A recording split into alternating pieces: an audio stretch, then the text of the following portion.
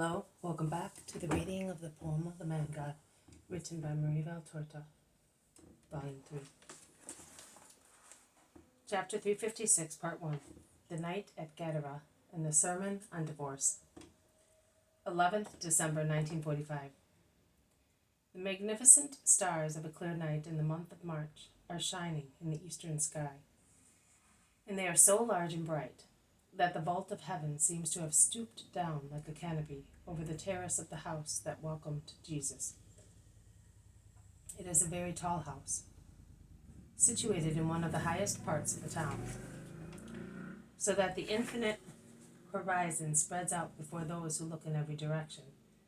And if the earth disappears in the darkness of the night, which is not brightened by moonlight, as the moon is waning, the sky is glittering with countless stars. It is really the victory of the firmament, which triumphantly displays its garden bed of stars, its Galatia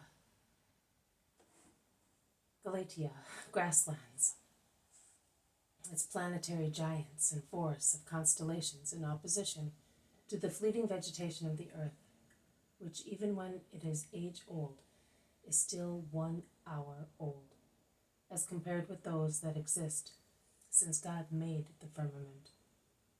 And when one is lost, looking up there, and one's eyes roam along the wonderful avenues, where the trees are stars, one seems to hear the voices and songs of those splendid forests, of that huge organ of the most sublime cathedral, in which I like to imagine that the wings of racing stars are bellows and registers, and the stars launched in their trajectories are voices. As one seems to perceive all that, particularly because the silence of the night, while Gadara is asleep, is total. No fountain whispers, no bird sings. The world is asleep, as well as all creatures.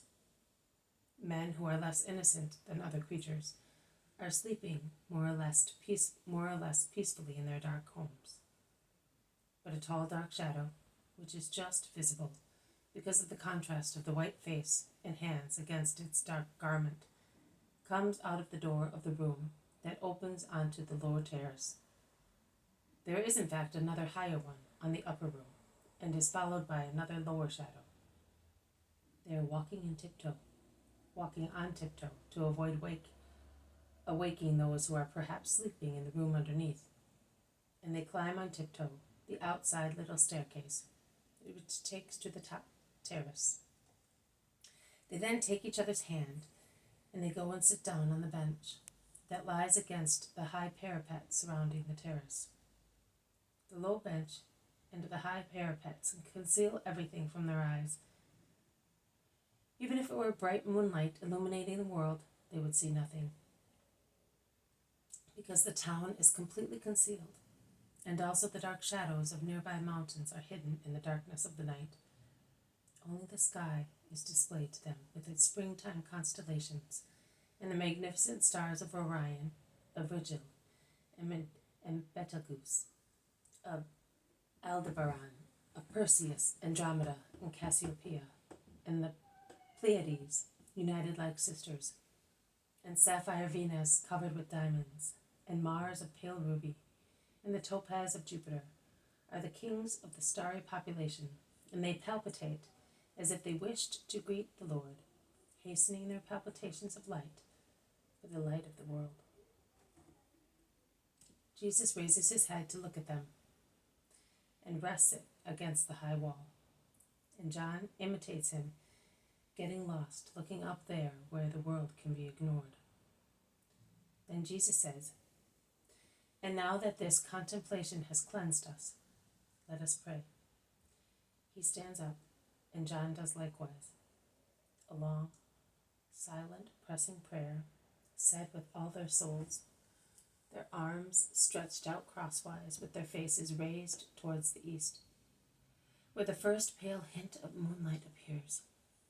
And then the Our Father said together, slowly, not once, but 3 times, with increasing insistence in asking, as it clearly expressed as is clearly expressed by their voices, and their entreaty is so ardent that it separates their souls from their bodies, launching them along the ways of the infinite. Then there is silence. They sit down where they were before, while the moon whitens the sleeping earth more and more. Jesus lays his arm on John's shoulder and draws him towards himself, saying, "So tell me what you feel you must tell me. What has my John seen, with the assistance of spiritual light and the gloomy soul of his companion?" "Master, I regret having said that to you. I will commit 2 sins. "Why?" "Because I will grieve you, revealing what you do not know. And because, Master, is it a sin to speak of the evil we see in other people? It is, isn't it? So how can I speak about it, offending against charity?" John is depressed. Jesus enlightens his soul. "Listen, John. According to you, who is worth more, the Master or a fellow disciple?" "The Master, Lord. You are worth the most." "And what am I, according to you?" "The beginning and the end. You are everything." "Since I am everything, do you think that I know everything?" "Yes, my Lord. That is why there is a great contrast in me, because I think that you know and suffer. And because I remember that one day you told me that at times you are the man, only the man, and thus the Father lets you know what it is to be a man. You must behave according to reason. And I think also that God, out of pity for you, may conceal this unpleasant truth from you. Cling to that idea, John, and speak confidently. It is not a sin to confide what you know to him who is everything for you, because he who is everything will not be scandalized, will not grumble or lack charity, not even by thought, towards the unhappy fellow. It would be a sin if you said what you know to anyone who is not capable of being full of love, to your companions, for instance, who would backbite and assail the culprit mercilessly, injuring him in themselves. It is therefore necessary to be merciful. The more merciful, the poorer the soul is in front of us, affected by many diseases. A doctor, a compassionate nurse, a mother are not much upset if a person is not seriously ill, and they do not fight hard to cure him. But if a son or a man is seriously ill and his life is in danger, either because of intervening gangrene or paralysis, how they strive to cure him, overcoming repugnance and fatigue. Is it not so?" "Yes, it is, Master," replies John, who has taken his habitual posture with his arm round the Master's neck and his head reclined on his shoulder. "Well, not everybody knows how to be merciful to diseased souls. Consequently, one must be careful in revealing their trouble, so that the world may not shun them and hurt them through contempt. A sick man who realizes that he is being derided becomes gloomy and gets worse. If instead he is nursed with cheerful hope, he may recover, because the hopeful good humor of those nursing him inspirits him and stimulates the effect of medicines. But you know that I am mercy, and I will not humble Judas, so you may speak without scruple. You are not a spy. You are a son who with loving anxiety confides to his father the evil discovered in a brother, so that the father may cure him. Come on."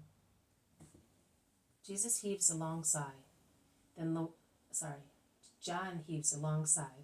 his head further, letting it slide onto Jesus' chest, and says, "How grievous it is to speak of putrid things.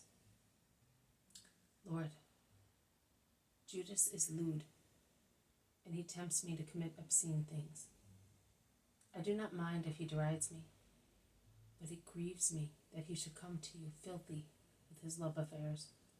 Since he came, he has tempted me several times.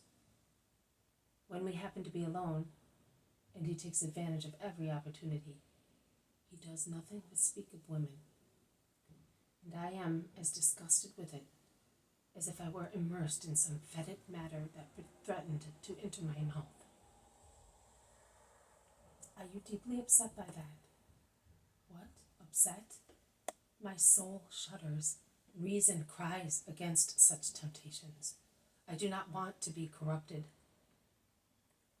How does your body react? It shrivels with disgust. Nothing else? No, Master, and I weep because I think that Judas could not cause a graver offense to a man who has consecrated his life to God. Tell me, will that be detrimental to my offering? No, not more than a handful of mud thrown against a diamond plaque. It will not affect or penetrate the plaque. A cup of clean water poured over it is enough to clean it, and it becomes more beautiful than before.